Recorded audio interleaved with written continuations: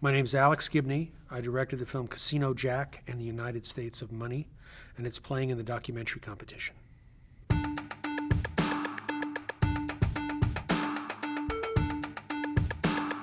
Casino Jack and the United States of Money is a comedy, but the joke is on us. Well, Jack Abramoff was a gonzo character, and he lived a life that was wild. As one woman said, he was Walter Mitty on steroids. He was kind of a spy master. He was a movie producer. He was a man who lived through his imagination. He was fiercely idealistic, but also corrupt. But also the thing that interested me about him, as peculiar as he was, I think that he had become a kind of emblem of everything that was wrong in one person. So if we got rid of that one person, everything's okay. The interesting part of the story is that Jack actually is not a rotten apple. He's proof that the barrel is rotten.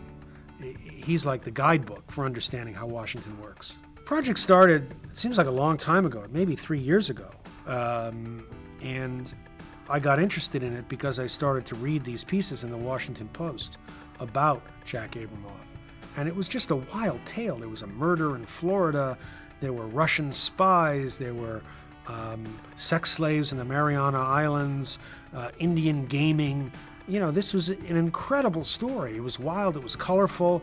And it also had at its heart a very important issue, which is campaign finance and political corruption. As bad as we think it is, it's even worse. That was really the most jaw-dropping thing, and every day it's getting worse and worse and worse. You can chart a graph in terms of the amount of money that's now flowing through the political system, and it's going off the charts. It's going up like this. That's the scary thing, and the scary thing is that I think people don't even really understand how broken it is because they've so utterly accepted the system. If you want to get elected, you need a ton of money.